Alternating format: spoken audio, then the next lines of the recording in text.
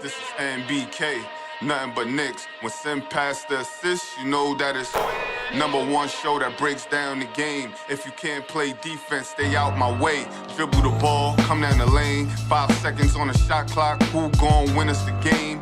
You wanna hear Nick updates and trade rumors? Post-game reviews, this the place you tune in. So tell a friend just to keep the ball moving. Like the page if you feeling the movement. Every game we coming to win. Give us a sub like a player that came off the bench. This is NBK, nothing but Knicks.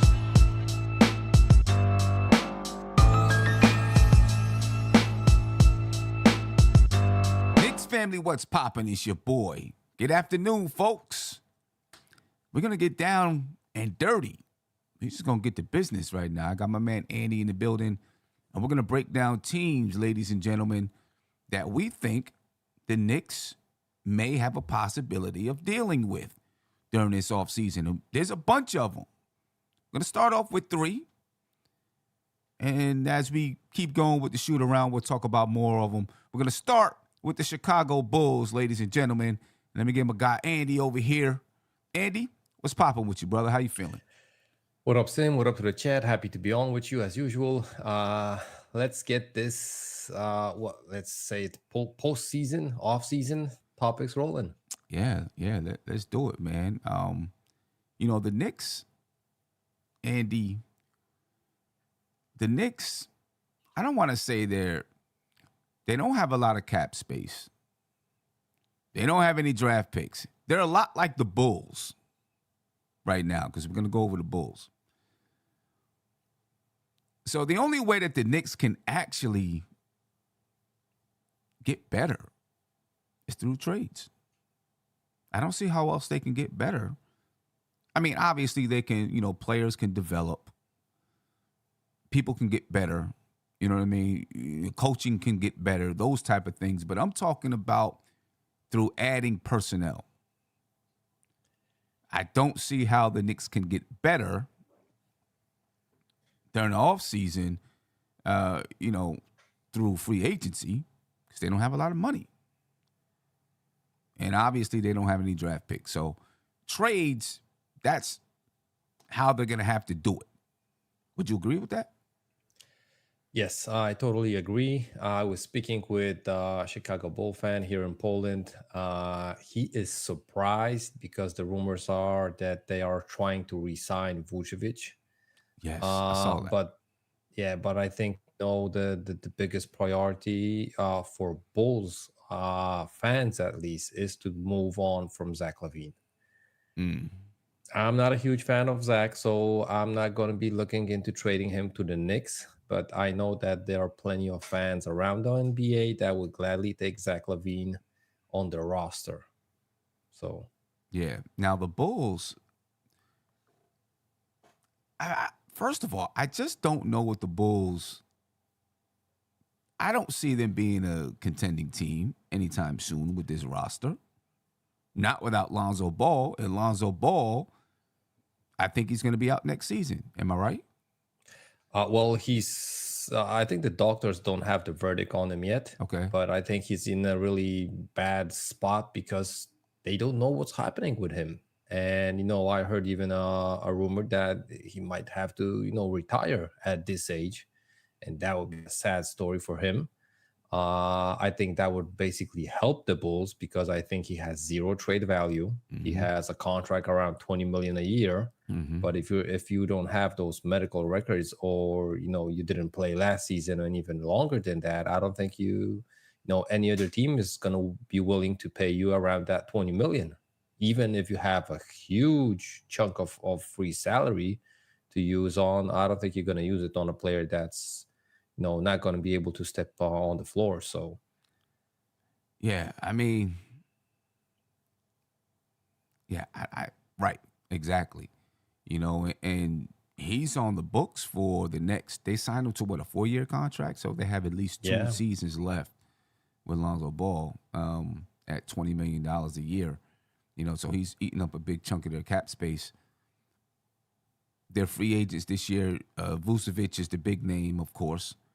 And, I mean, you look at Vucevic and you say, do they do they want to pay this guy $20 million plus per year? Can they even afford it if they don't re-sign Vucevic? Then they only have about $12 to $13 million to sign someone to replace him. Yeah, probably a starting center, right? So Right. So if they do re-sign him, then you're talking about what his value is, and that's probably starting somewhere at $20 million a year. yeah, the previous contract ended at 22 million Right. the last season. So I'm guessing he didn't fell that much off. No. As far as his value to any other NBA team. So I'm guessing he might, want that number around 20, 22, 25 million a season, maybe. Yeah. Looking that, the salary cap might go up.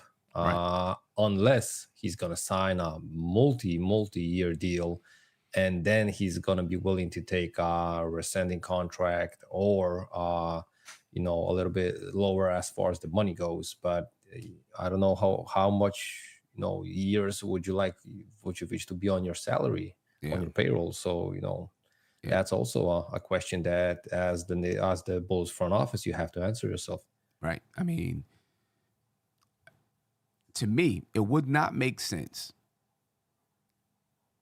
to pay him $22, $25 million a year, and then you go over the salary cap, which means you're going to have certain restrictions on what you can and can't do, right? As far as free agency and trades and all kinds of stuff with the new CBA. And we're going to have a show where we really break down the CBA. I got to get a hold of it first. I mean, not get a hold of it, but, get it up here first, and then we can break it down. But right now, without Vucevic,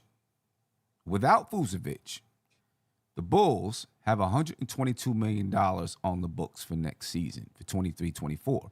Now, the salary cap is projected to be about $134 million,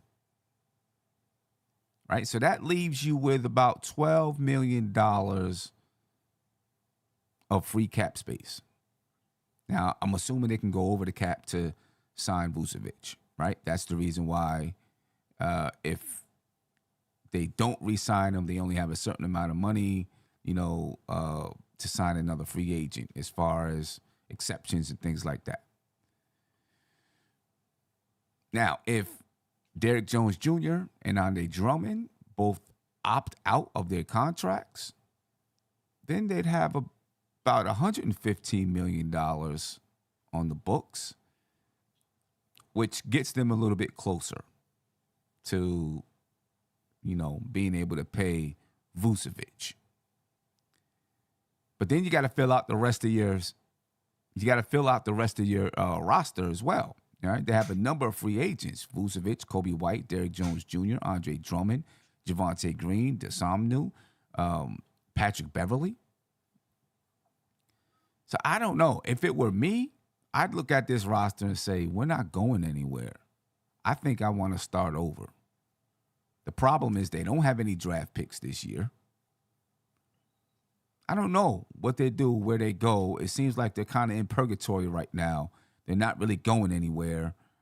If it were me, I'd break it down. I would move Zach LaVine. I'd move him over there to Portland to put him with Dame Lillard. Maybe try to get that third draft pick back if they said they were willing to or thinking about trading that third pick to put pieces around Dame Lillard. I'd see if this is something they'd be willing to do. Right? You get that third draft pick back. Now, I wouldn't re-sign Vucevic. Wouldn't make any sense to me. You can't do anything with Lonzo Ball. He's on the books. Nothing you can do with that. You know what I mean? And I'd start breaking down the rest of the roster, and go young. That's what I would do if I were the Bulls. And I'm going to say, I don't know if that's out of the question. I know they said they want to re-sign Vucevic, but I don't know if that's out of the question. What do you think? Well, for me, this whole rumor about re-signing Nikola Vucevic, it might be for a sign and trade deal. I'm not gonna lie. I'm going the same way you're going. I'm trading probably even both of Levine and DeRozan.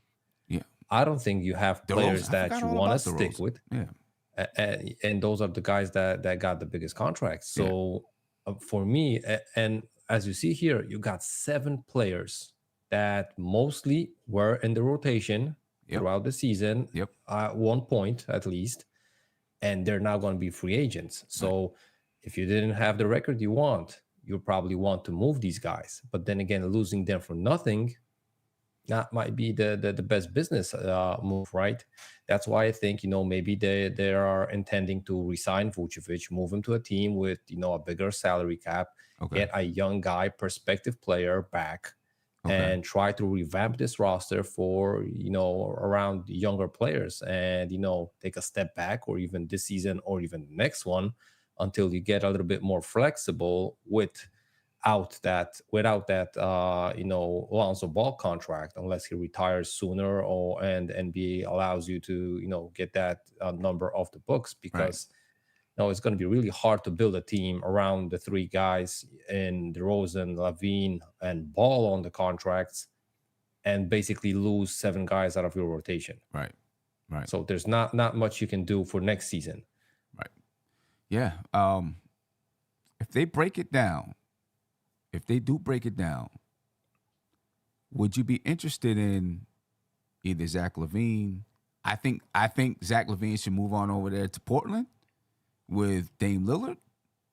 I'd like to see how that looked, right? You get a legitimate guy next to Dame, and then let them try to fill out that thing over there. We're going to talk about Portland as we, break these teams down. We're going to talk about Portland too, because there might be some things that can happen there with the Knicks, but that's another show for another day. Today we're talking about the Bulls. We got some other teams we're going to talk about today too. Would you be interested in Zach LaVine? Would you be interested in DeMar DeRozan?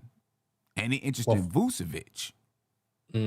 Well, for me, Sim, I think Levine is a hard pass for me. I don't like his injury history. I don't like his contract number. I don't see him being a valuable player as far as the Knicks timeline and surrounding, right? I don't think he's a good fit around Brunson. I don't think he's a good fit around RJ or Julius, assuming that at least one of those guys has to go in that trade. So I don't think he fills our needs. And maybe you can say that he's more of a clutch player and stuff like that than either RJ or Julius. Mm-hmm. Then again, I don't think he's the best option that the Knicks are able to get on this roster. And DeRozan, he's basically copy, way older, way more used, more experienced, that for sure. But he's a copycat of what we have in RJ.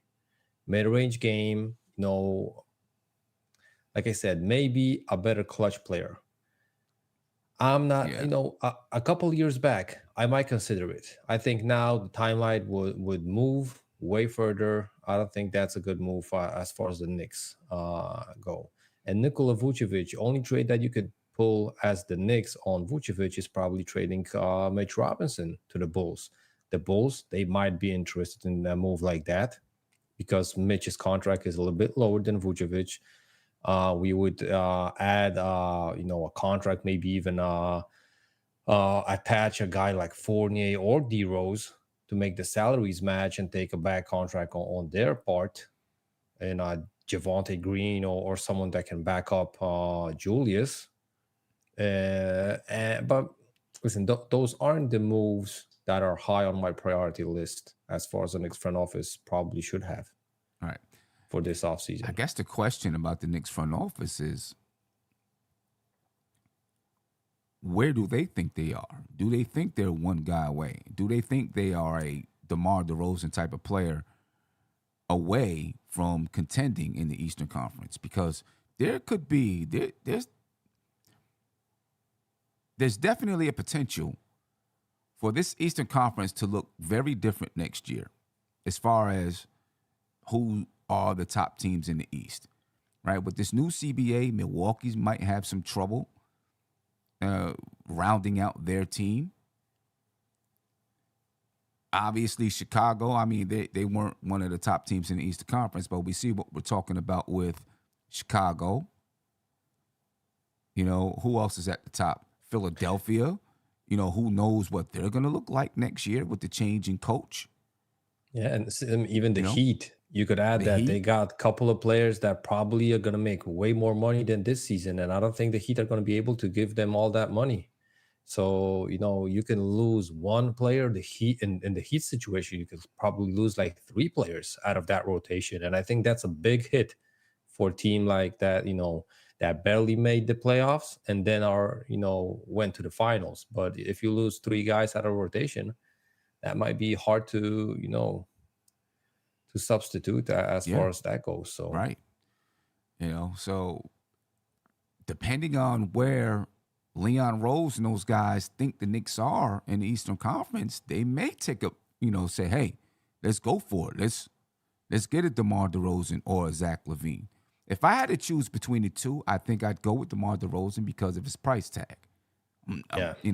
I'm nervous about Zach's price tag and how much he Yeah, makes. and Sim, that like you said, that the biggest question is what are we giving away, right? Because if it's a D Rose and a Fournier, of course I'm gonna take a Zach LaVine, right? Because Right. I'm going to be able to trade him because his value currently in this trade would make the Knicks winners in this trade. But if we gotta attach like 3 first-round picks unprotected and stuff like that, that's not the deal that you probably want to make. Right. So, if it's just for dumping contracts like Fournier and D Rose just to make the money work, maybe add quickly, I think you still improve, right? But if it's, for example, quickly Grimes, 3 picks, and RJ, I don't think that No, moves the needle that much, right? that doesn't So, move the needle. I mean, I'm thinking if you added a DeMar DeRozan, you'd want to add you'd want to keep RJ so that he's that person that's going between Brunson and Randall, so it's Brunson, Randall, RJ, DeRozan. The problem there is no shooting. I mean, Randall's 34% from the 3-point line. RJ's worse than that, at least during the regular season. Brunson shoots a high percentage. DeMar DeRozan doesn't want to shoot threes. yeah. Right? But he is a killer in the mid-range. You know what I mean? That's the scary part when it comes to DeMar DeRozan for me. And in today's NBA sim, I think 3-point shooting is a huge factor. So I don't think you want to go back to the 90s basketball and try to go mid-range game throughout the whole games. Nah, I feel you. You got to be able to spread the floor. We'll be so clogged up and it'd be such a slow pace as well. You know what I mean? We'd be playing at a snail's pace at that point. You know what I mean? And although DeMar DeRozan, I think, is a guy that can relieve Jalen Brunson of some of those ball handling duties we seen in versus Miami, that we didn't have ball handlers. Yeah. And we struggled. DeMar DeRozan has shown over the past few years that he can facilitate. He started doing it in San Antonio, and then he moved it on to Chicago. You know what I mean? So I don't know. Is there anyone else from Chicago that you would like to, if they did break it down? Because what I'm thinking is, if they're breaking it down and they were going to move DeMar DeRozan, they wouldn't be looking for, like, the Knicks may be able to say, hey, we'll give you Derrick Rose and Evan Fournier. You shave $15 million off your books. Give us DeMar DeRozan back. You know what I'm saying? To help them shed some salary if they're restarting and rebuilding, that could be an option for the Knicks, I think. You know what I'm saying? Of course, they're going to go out there and look for more, but, I mean, the Knicks have a nice fit there. I think as far as salary swaps, Derrick Rose goes back to Chicago. Finishes his career in Chicago. I think that kind of works probably for both teams. You know what I mean? Obviously, the Knicks couldn't move any draft picks this year because they don't have any draft picks this year. So you wouldn't be talking about draft picks. They could Something attach else. probably a future first round pick, because next season I think we got like 4 first round picks. So I Right. think they could easily move that protected Dallas pick or one of those picks to the Bulls, so they have at least some light in the tunnel, right? So Right. I want the Knicks to really get something with that protected Dallas pick somehow, whether it's through trade or they draft somebody and he becomes because of the fact that Dallas tanked this season, I really want that draft pick to come through for the Knicks. yeah. I want it to come through really, really big. Yeah, but if I'm correct, then we also got the Pistons pick and the Wizards pick, of course, Yes. except ours unprotected pick. So And we got a couple of those. Those picks, man, probably aren't gonna come through. Convey. Yeah, I don't think they're gonna convey anytime soon. I mean, the Pistons, maybe the Pistons in a couple of years, because that one has the chance to convey years down the line. So maybe that one does convey in a couple of years. I don't see the Washington one conveying. Washington is a team that I think is going to break down too. We're going to cover the Wizards. I think they're going to break down, if not this year, next year, because I don't see them going anywhere either. Looking in the chat, is there anyone else in the chat? If there's anyone that you're interested from the Bulls, put it in there. Andy, anyone else that you would be interested? Well, so for the good price, I would take Patrick Beverley on the Knicks. And from the rest of the guys, Patrick Williams is an interesting player, but from what we saw, I think the Bulls, they picked him at number 4, one of those drafts. I think it was a shocker, but I think he might be one of those late bloomer kind of guys. He got injured versus the Knicks. I think he fell on Mitchell Robinson's foot or something like that, and he was out for the rest of the season a year back. And I think that might have stuttered his development. But for someone to get picked at number 4, I think he's well underappreciated around the league. So maybe you buy him low, and then he develops a little bit more. But for now, I think he looks kind of stiff.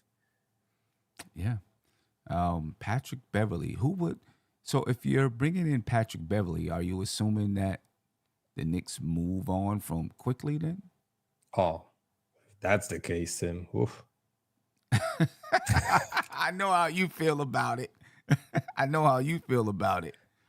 Because I can't see. I mean, if you're assuming that Patrick Beverley is going to play, he is a free agent, though, this season. He's an unrestricted free agent this season. So you wouldn't even have to, if you were going to bring in Patrick Beverley, you wouldn't have to do anything.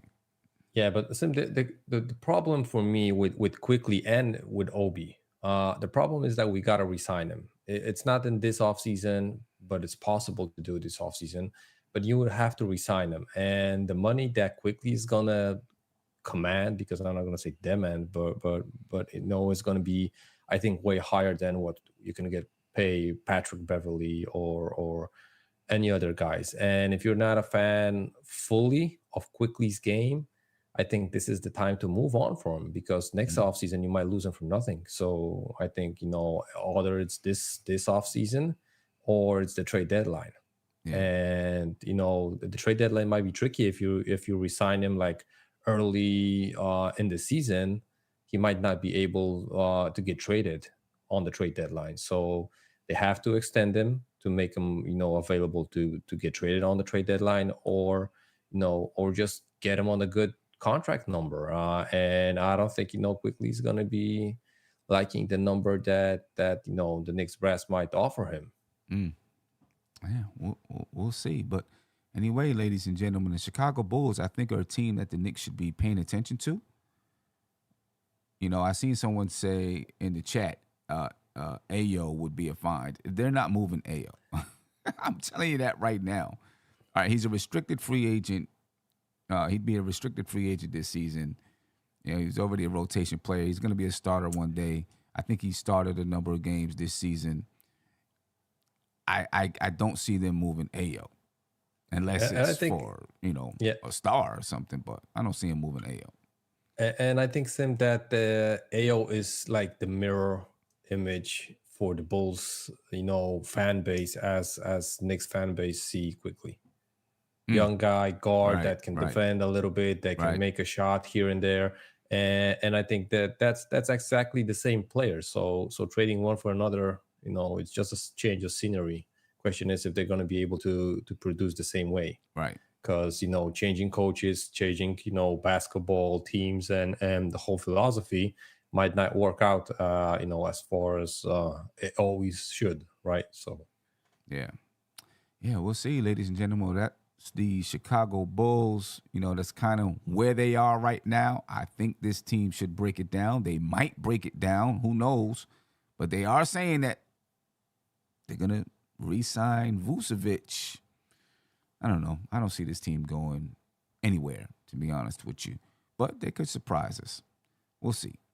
Next, the Indiana Pacers. Andy, I really think this is a team that the Knicks might be dealing with, within the next month, to be honest with you, because of the draft. Because of the draft. They have 5 draft picks this season. Not this season, but during this draft. 5 draft picks. They have the 7th pick, the 26th pick, the 29th pick, the 32nd pick, and the 55th pick. The Knicks have 0 draft picks. And this is the reason why I have the Pacers on this board right now, because I believe the Knicks could look to the Pacers to try to bring back a draft pick, whether buying one of the second-round draft picks or trying to make a move, trading someone to them to get one of these late-round picks. Now, there's talks out there that the Pacers might try to couple their draft picks to move up in the draft, either take the 26th and 29th, put it together to maybe move into the lottery or whatever it is. They already have the 7th pick, so I'm sure they'd be happy to pull back 2 lottery picks if they could.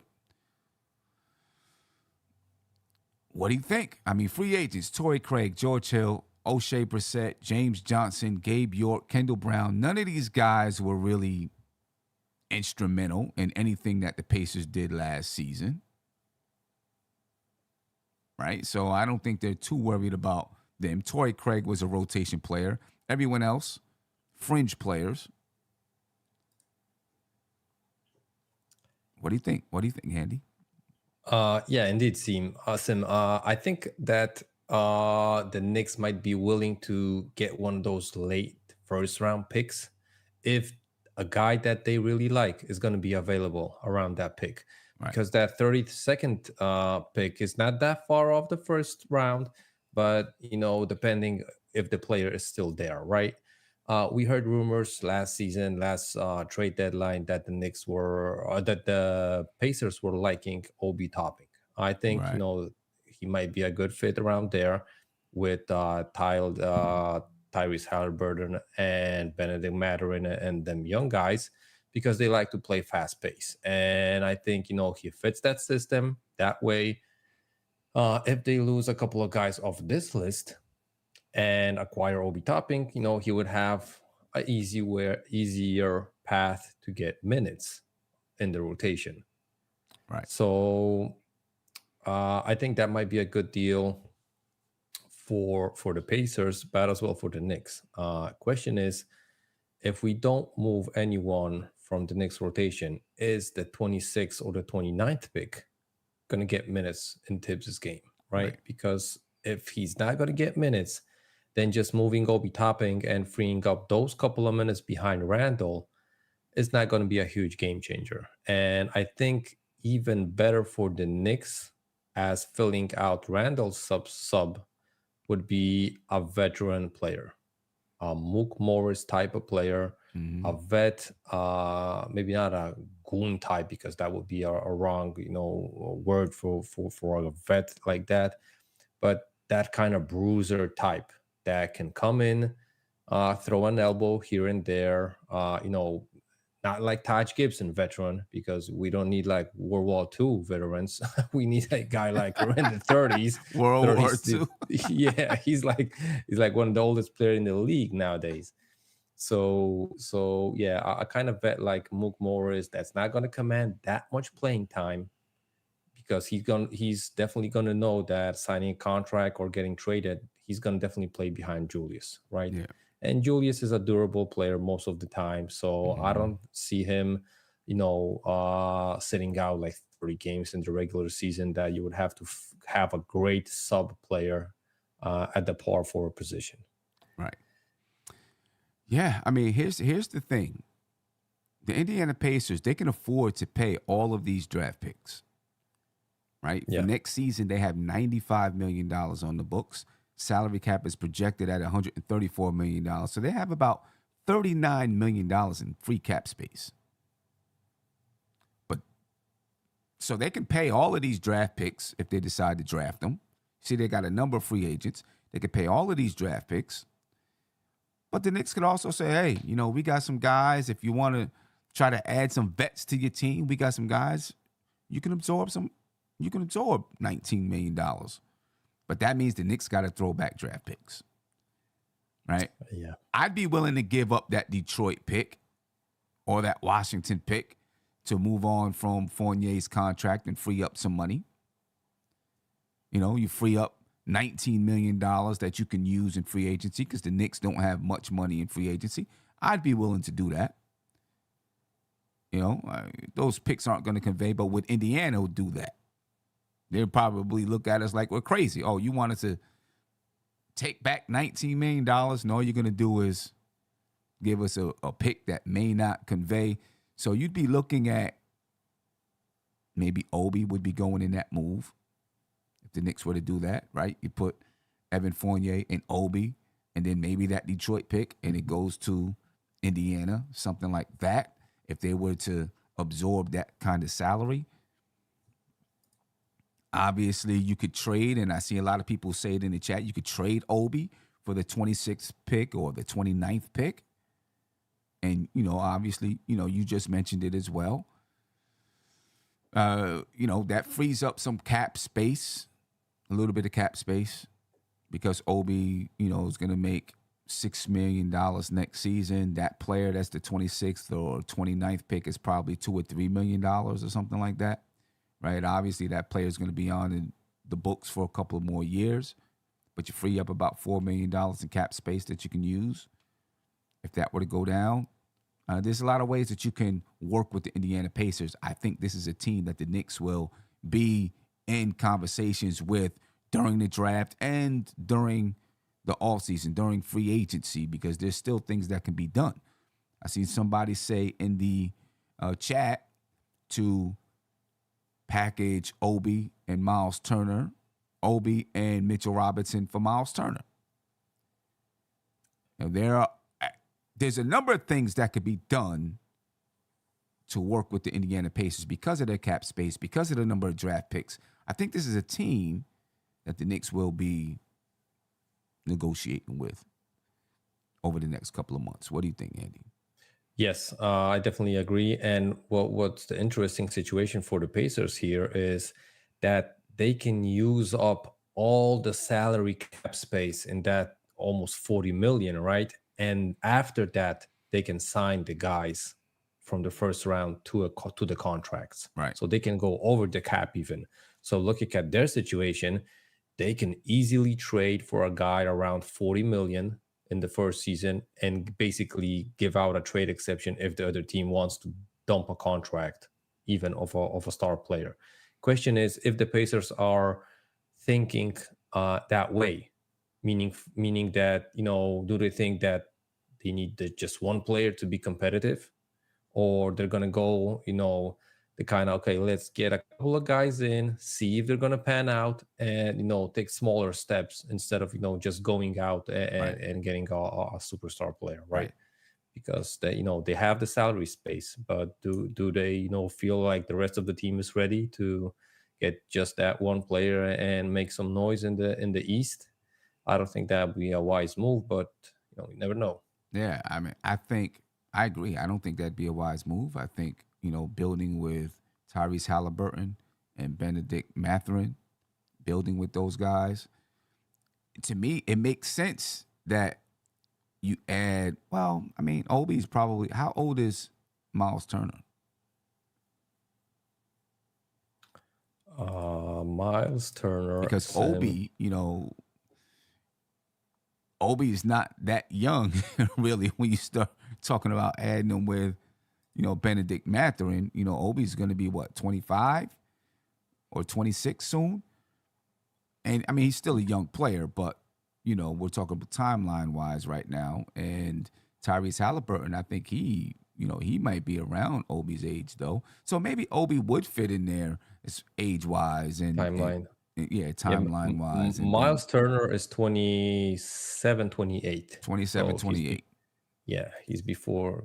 I think he's Julius Randle, maybe. Right, right, age, right. something around that. I mean, and the reason why I bring this up, because what I seen in the chat, about Obi and Mitch for Miles Turner, it does intrigue me a little bit. They need a power forward. They'd be getting a center back in Mitchell Robinson. The Knicks would be getting back a guy in Miles Turner that is still good defensively, can block shots, but he has a little bit more of an offensive game. You know what I mean? He can shoot the three a little bit. He can shoot the mid-range a little bit. He can post up a little bit.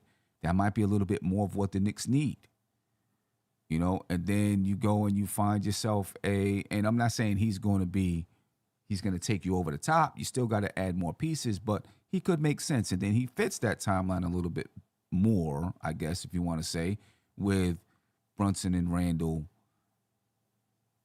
Obviously you still have RJ, who's a little bit younger than those two, but he fits that timeline a little bit more. It could be something that makes sense. And Obi might fit, running with, you got a guy like Tyrese Halliburton that's going to find Obi running. You got a guy in Benedict Mathurin that can get up and down the floor. You know what I'm saying? He might fit. And then you're going to bring some young guys in with the number of draft picks they have. So, that could be something that works and could be a good spot for Obi. You know what I mean? Because I don't think the Knicks are going to stick with, it doesn't make sense for me. I don't think it makes sense for the Knicks to keep on, just having Obi ride the bench behind Julius Randle. Yeah. And Sim, just to add on this Miles Turner topic, if I'm correct, and I think I am, last two off seasons, Julius Randle was working out with Miles Turner. Yeah. Plenty of times. Right. We saw him, posting those pictures on Instagram and basically individual workouts with physical and trainers and stuff like that. And Miles Turner was always there. So yeah, maybe they got some kind of a bond off the court. Yeah, they might. Jamrock asked a good question though. What's his injury record? Talking about Miles Turner, said if he has injury issues, are we going to trade one injury-prone center for another?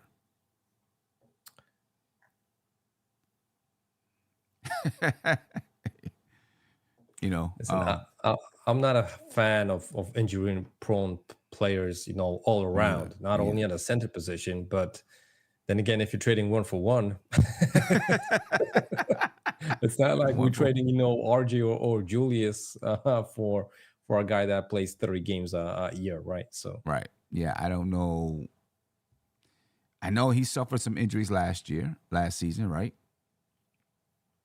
Miles Turner did. And since the question is if some of those injuries weren't playable injuries, right? Because if they were kind of tanking and stuff like that, you're in definitely no rush to get back on the court. So. Right. I mean, when you look at it, last season though, Miles Turner 18 points per game, 7.5 rebounds, shot 54.8% from the field and 37.3% from the 3-point line.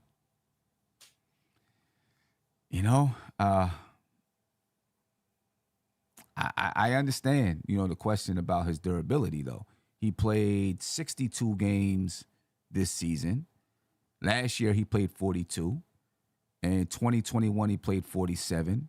In 1920, he played 62, but I think that's all. No, we played 72 games in 1920, so he missed 10 games. Before then, he played 74, 62, 81. In his rookie season, he only played 30. there may be some concern there about his injuries. There may be some concern.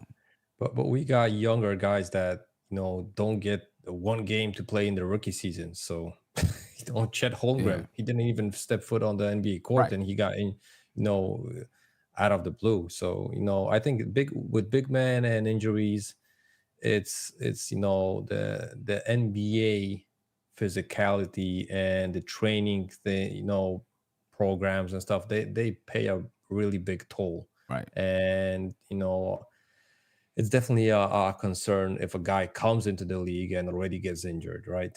Before adding the muscle, before adding, the training programs and stuff like that. So I think, that might be a way better, way worse situation to have a guy like that. Yeah. Than a guy like that was able to play at least half of a season, right? So yeah, and he's 27 years old, just turned 27 in March. Yeah. He makes, people were talking about his contract. I mean, listen, he actually has a nice contract next year. Yeah, 20 million, right? Something right around that. $20.9 million. Yeah, it's and then the kinda, descending. Yeah, it's kind of crazy because he made $35 million this season. In 22-23, he made $35 million, and now he's making $20.9 million in 23-24, and then $19.9 million in 24-25. That's an excellent contract for a guy that's giving you 18 points and 7 rebounds a game, and shoots 37% from the 3-point line. Now, the number of shots that he actually took, let's see, from the 3-point line, what was his attempts per game? 4 attempts per game. That's 4 more than Mitch. I mean, that's not bad. And he made 37% at 4 attempts per game. That's a guy that's spreading the floor. Yeah, I don't know.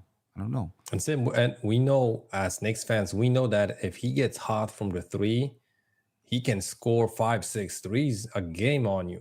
Because maybe not this season, but the season prior, I think he had a game versus the Knicks like that we lost the game basically because he made like 5 threes. Right. So yeah, Jamrock said apparently Turner has foot and back injury, back-related injuries. Yeah, I mean, but I would pay attention to it. I could see the Knicks looking that way to see if it's something that they want to do. Because I do think the Knicks need a shooting center. Yeah, and if I'm correct, Sam, I think he's CAA also. So there you go. There you go. Yeah, but the Indiana Pacers, ladies and gentlemen, I think that's a team the Knicks should watch and be paying attention to. They should be on the phone lines with them. They're going to have $39 million in cap space. They got 5 draft picks. There's a lot of wheeling and dealing that could be done with the Pacers. Of course, the Knicks won't be the only team. There'll be other teams watching and talking to the Pacers too, but the Knicks need to be at the center of those conversations, in my opinion, because there's a lot that can be done with the Pacers if the Knicks are going to try to upgrade this season or this offseason for next year. The last team I want to talk about today, Andy, obviously not the last team overall, but for today, are the New Orleans Pelicans. I think there's something that could be done with the Pelicans. Even though they don't have any draft picks. They got $144 million on the books for 23-24. The projected salary cap is $134 million, so they're already $10 million over the projected salary cap. I don't see how this team does anything this offseason to get better. Besides, hope that Zion is healthy. I don't see it. They got a couple of free agents. Josh Richardson, he's a free agent this season, this offseason. Jackson Hayes, they owe him a qualifying offer this offseason. So, if he accepts it, then he plays under that qualifying offer. If he denies it, then he'll be he'll be a restricted free agent. Willie Hernan Gomez. I don't know if anyone's really interested in Willie. Yeah, Herbert he has a Jones. yeah. The last guys you have on the list are all team options Yeah, for the next season on those right, contracts. right. So You got Herbert Jones. You got Najee Marshall. Now, when you look at it, Josh Richardson starter. Herbert Jones has started.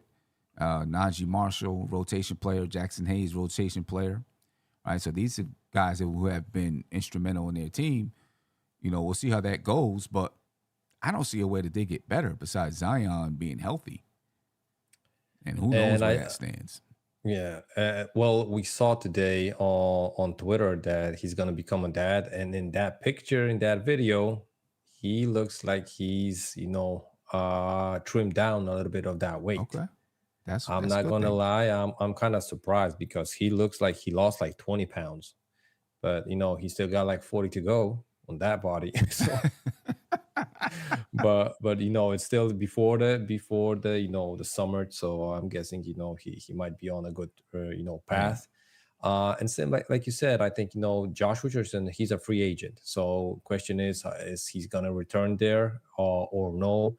And I think that the Pelicans don't have any other options. They gotta resign all of the guys below, and look, because the only move they can make is trade a bigger contract from their salary books to a team that can send them a little bit small over contract. Right. So and I don't think they're interested in losing McCollum, Ingram, or Valanciunas. Valanciunas is actually for the next season. He's going to earn around only 15.5 million. So that's a perfect contract. I think they should already look for an extension with him because he's one of the pillars of that team actually.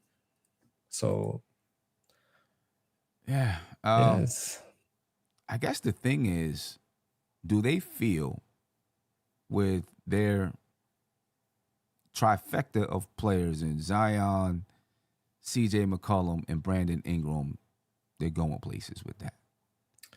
Yeah, I think that's the question, Sim, and I think it might develop different ways depending on how they get till around late December. Because if one of those guys get injured for a longer period, they might be like, listen, we got to blow this up on the trade deadline because we ain't going nowhere. Years are gonna pass, and neither of these guys is getting younger, so they might make moves at the trade deadline.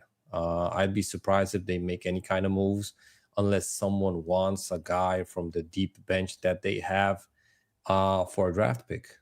So Yeah. This is just another team that I don't see going anywhere. yeah, I really don't. I don't see them going anywhere. I don't know how they get better. Unless Zion is going to be healthy, then obviously they get better. But I still believe, even with a healthy Zion, this team is going to be capped out. CJ McCollum is a little bit older. I mean, you still got Brandon Ingram and Zion, though, to build around. yeah, but simply both injury prone guys, Both right? injury So prone. even CJ, I think CJ ain't an Iron Man. No, So not at all. they gotta roll the dice on these guys and hope that they're gonna be healthy. And let's remember, Sim, the West might be a little bit weaker than the East, but I don't think they have an open path to like the finals or at least even the conference finals, even if they're fully healthy. So Yeah, like you said, they might be looking to try to break this up. they might. And would you have interest in Brandon Ingram? He's going to make over, $30+ million a year. Would you have interest in Brandon Ingram if they were to try to break it up?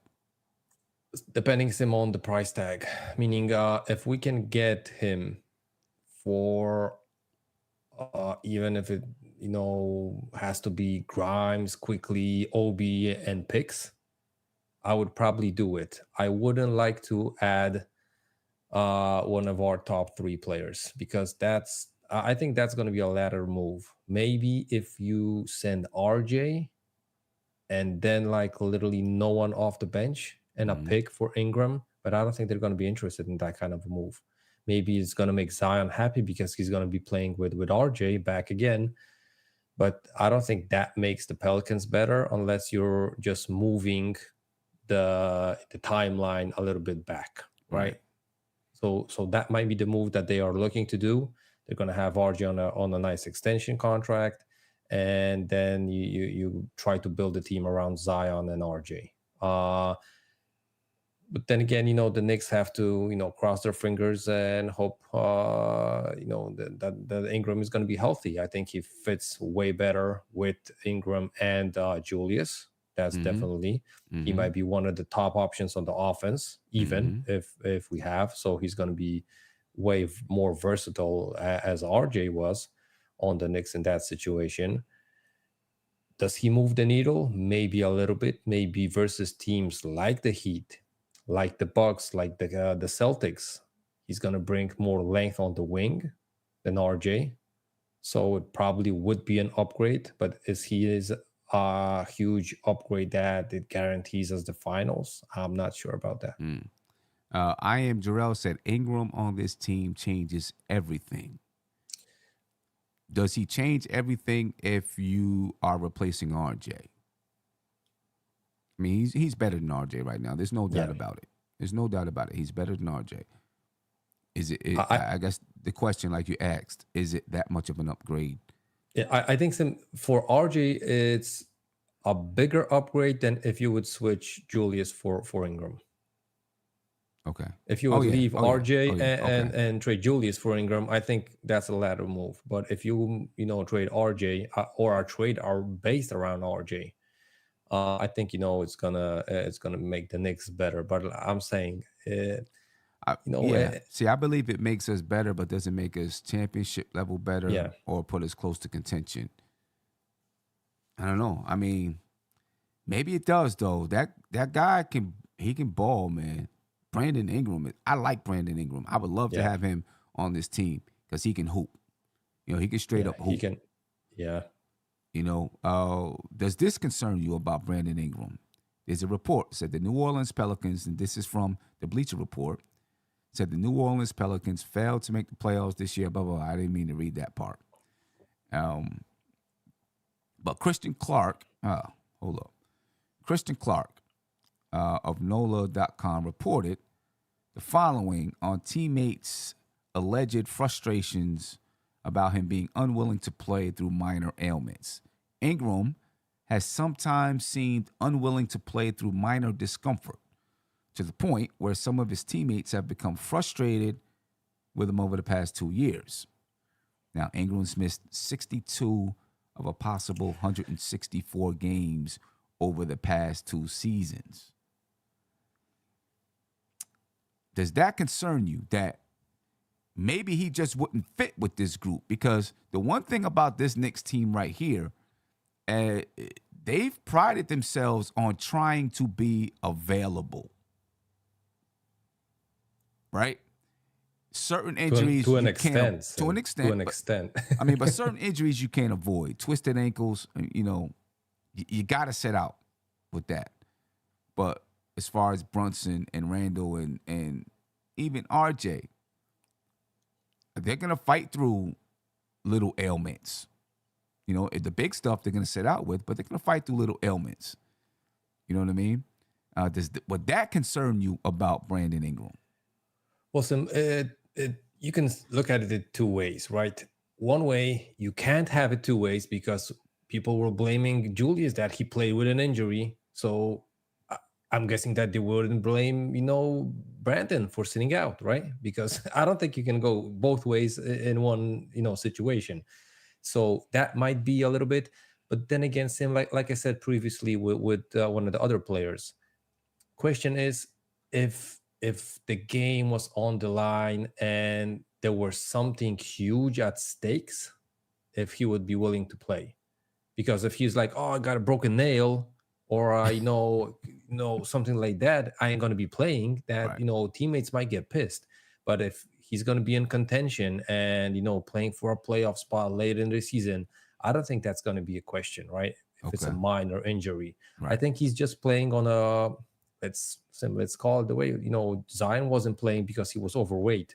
So he might be like, listen, I ain't gonna be going through injuries that might derail my career. Because that dude just wants to eat more pizza. Yeah, so he's like, listen, if I'm playing for a loser team, I'm gonna play around. I'm gonna get my money, but I'm gonna risk my career just for that. So Yeah. Now, and I agree. That's the one thing about a lot of players that's in the league. You don't know how it's gonna change when they come to your team. It could yeah, change. You know what I'm saying? It could be better. It could be worse. Whatever. It could change. You know what I'm saying? A player like Ingram, though, man, the guy. We were talking last night when we did the show about Julius Randle not being able to score easily. He still has to work to score. right, Brandon Ingram is one of those guys who's really, really talented offensively and doesn't have yeah, to work as hard as Randle does to score.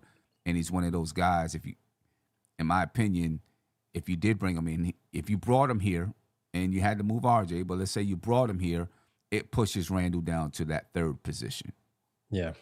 right? And similar to be true, I don't know if it doesn't even push Jalen a little bit lower. Oh He might yeah, be the second option. yeah, yeah. Ingram might be the first option on that offense. Oh yeah, And I think he would perfectly fit Tibbs's game. He can create, he can post up, he can do the mid-range game. He has the full. He might be one of the most all-around games from the current NBA players. yeah. No doubt about it. He does. He does. He definitely does. And I think he would fit in perfectly in between Jalen Brunson and Julius Randle. He'd fit in there perfectly because he can play the mid range. He can go to the cup. He can knock down the three. He's that type that you need. And then you have another guy in like a Quentin Grimes out there, that can defend and knock down the three. I think your game changes. I think your offense changes tremendously. I think Yeah. now that I'm thinking about it, I think I agree with Jarrell. The upside of your team changes tremendously. He's got to be there for us, though. He's got to be healthy. Yeah. And he's also, I think he's more versatile than RJ, right? Because I Yeah. think Ingram, you can play him at the shooting guard, but you can also play him at the power forward if you got to go small with Yep. Julius at the five. Right. I think he can roll on the power forward position. I don't think RJ at the power forward position, uh, you know, he's a little bit too small Right. for that. And Ingram, I'm not saying that he's bulked up or anything like that, but he at least has the length. So Yeah. Yeah. Brandon Ingram last season, 24.7 points a game, 5 rebounds, 5.8 assists. He shot 48.4% from the field and 39% from the 3-point line. He only played 45 games, though. Only played 45 games. So it's going to be interesting to see if they decide to break it down, man. They might want to keep Ingram, though. If they decide to break it down. But if they decide to break it down, Ingram might be like, I'm ready to go. Ready to get also, up out of here. yeah, but like you reported, right? Like the guy said, if he's the guy that the rest of the players don't like, and for example, CJ says that, or even Zion, Yeah. then he's gonna be the guy that's gonna get moved. They ain't gonna Right. keep him and keep Zion if they're not happy with each other, right? So Yeah. Yeah. No doubt about that. I believe Ingram and Randall played a little bit together in LA for a couple of yeah, seasons. I think at least one season, I I, think. I wonder what their relationship was like. Because if you did make that move, I mean, you'd be taking RJ. If RJ was the guy that got traded, he'd be going and playing with a former teammate, and then Brandon Ingram and Randall would be coming back to get together to play two former teammates. I wonder what that. I just wonder what it was like, and if they got along. And Sim, you could also add Josh Hart to the move. I think he was a Pelican when He was a Ingram was a Pelican. Pelican. So I think they and he was a Laker with those guys, if I'm correct. So he might be having a couple of seasons shared with Ingram. So Yeah, yeah. Something to watch. Something to watch. You never know. You know what I'm saying? You never know. It's definitely something to watch. Anybody else from this team that you would like to see in a Knicks uniform?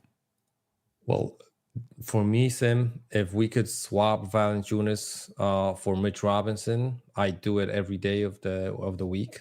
I'm not gonna lie. Valanciunas might be not the best defender compared to Mitch, but offensively he would Sim, something else. You Yeah. know, he has such good foot movement in the paint. He can Right. dance with you. He can Right. dance with you. So, Right. Yeah. What's his contract? oh, he's Valentine's he's an expiring contract after this season, after this and season. he After is this season coming 15. up. Yeah, 15.4 million for the next season, and then Mhm. he's still not extended. So Right. Man, but you gotta have a defense though. That's the thing. What if the Knicks could pull something off where they made a trade for Miles Turner and they brought in Brandon Ingram? oh, Pipe dreaming, that but man. oh yeah. And now then you gotta have a prayer before the game so they don't get injured. But Oh my goodness. Yeah, but yeah, yeah, yeah. Two yeah, injury you got prone dudes, right? yeah, Yeah, for two real. injury prone starters, right? But then against him, if you can keep, for example, a Hartenstein on the bench.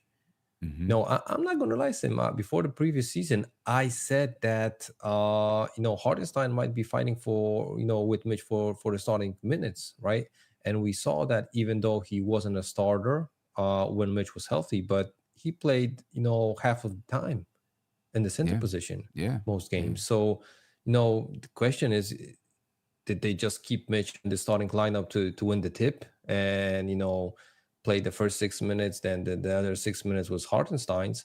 But I think he actually fits probably the offense, at least the offensive end, way better than Mitch. We're not utilizing Mitch's vertical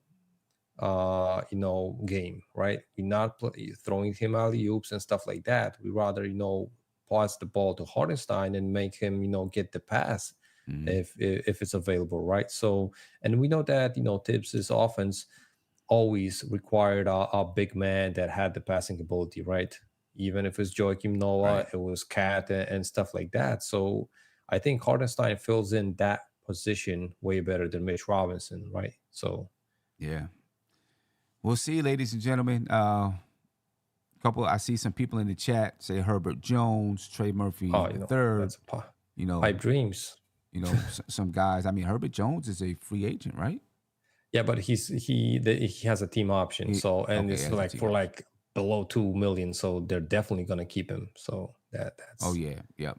yeah. Right, right, right. Oh yeah, they're definitely keeping that guy. Unless, I mean, well, even if they break it down, he's going to be a guy. He would be a guy that they say, hey, we want to keep him as a piece to this basketball team. Yeah. Yeah, I don't know. We'll see what happens. We're going to cover some more teams. When are we back? Friday? Right? Yeah, I We're think back so. on That was Friday. on the yeah. What teams you want to cover on Friday? Chat. What teams do you want to cover on Friday? Teams that the Knicks should be watching as far as making trades this offseason, because that's how the Knicks are going to get better. They're going to get better through making trades. I think Phoenix is a team to watch. I want to talk about them. I think the Wizards are a team to watch. Right? I saw a report that the Spurs are a team to watch them. I don't know. The Probably they want to Spurs. move. Yeah, Evan Fournier for that number 1 pick in the draft. I don't know if that's gonna get There you we go. done, but yeah, Charlotte, Washington, Yep. Charlotte, Washington. yeah. Seem Um, like there's plenty of teams. Maybe that's like 6, Hold 7 on. teams that I the said Knicks. Westchester. Yeah, we probably Oh should be yeah, watching Westchester for the yeah, draft exactly. or some other G League teams, right? Yeah, that Westchester draft party might be a bigger one than the Knicks one this season. For real. For real. A lot of teams, we're going to figure out who we're going to talk about on Friday, some teams that the Knicks should be watching and what moves you could get done with those teams, because I think there's possibilities out there. And I think the Knicks, man, probably feel like they're on the verge. They're right there. And they want to take a leap. If I were them, I'd Yeah. want to take a leap. Yeah, so my thing with this offseason is that I don't think that one move makes it like the wrap for the offseason. I think Right. if the front office makes one move, they got to make another move to make it like even out. Because if we trade, for example, OB to the Pacers, right? I don't think we're gonna be finished. We gotta pick up a backup power forward, and then we're gonna have to trade one of the Fournier, D Rose guys and stuff like that. So I think it's gonna be definitely like 2, 3 moves that the front office is gonna do. Mm-hmm. Probably, none of those moves is gonna be a big one as far as I see it, because like you said, I think they might feel that we are really close. But no, it's definitely not going to be one move. I would rather see that they're going to just stay intact and try to resign all of these guys Mm-hmm. and just make a minor move on the far end of the bench, or just fill out the Fournier and D Rose spots as vets go. And that might be the one route. The other route is going to be like 2, 3 trades, probably dumping those guys somewhere for young players, picks, or even a worse contract, but that can get you rotation minutes. Yeah.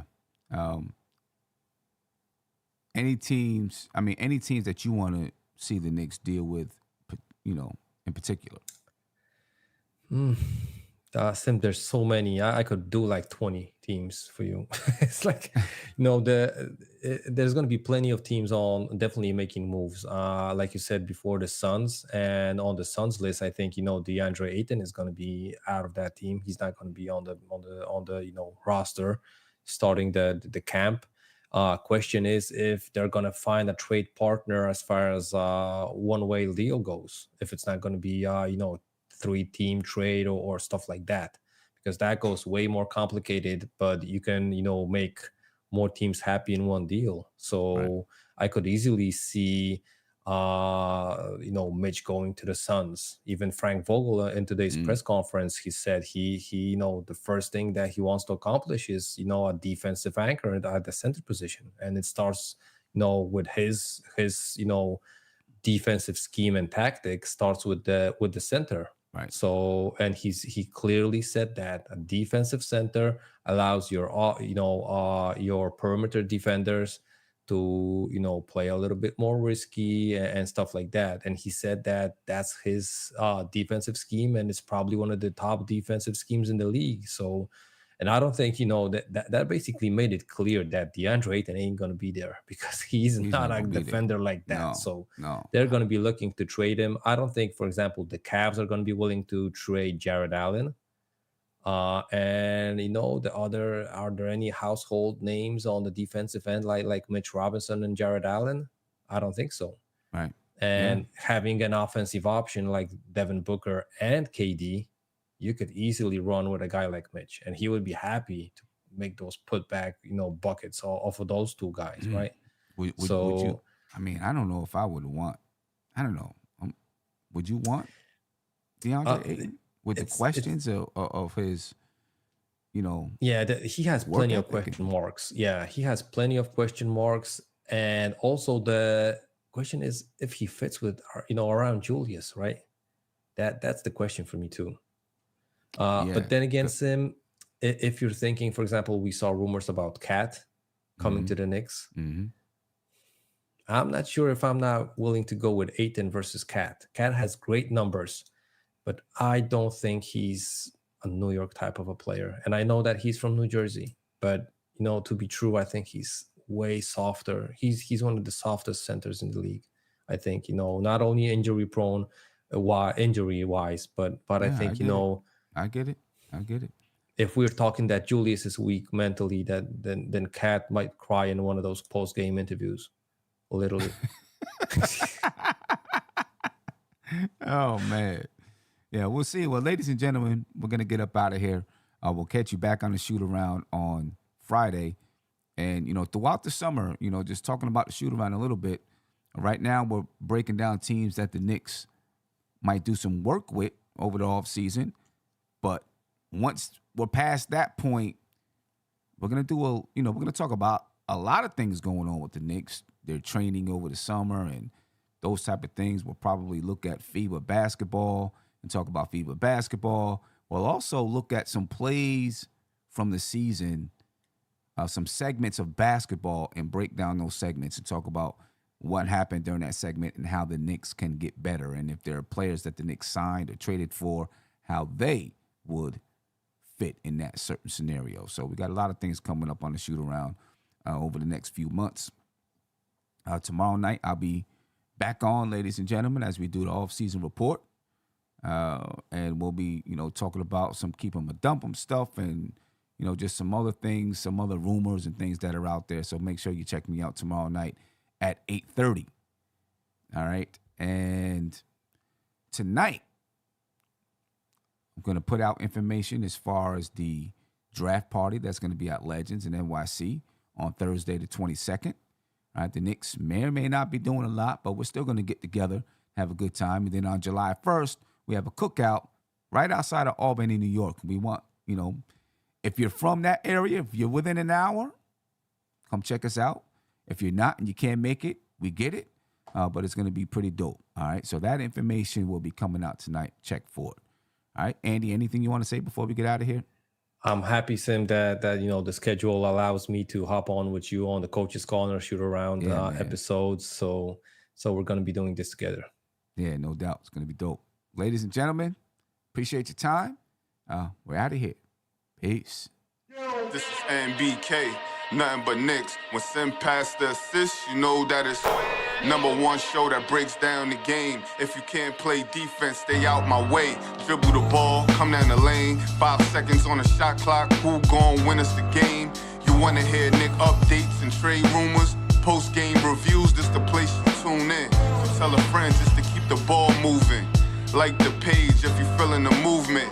Every game we coming to win. Give us a sub like a player that came off the bench. This is NBK, nothing but Knicks.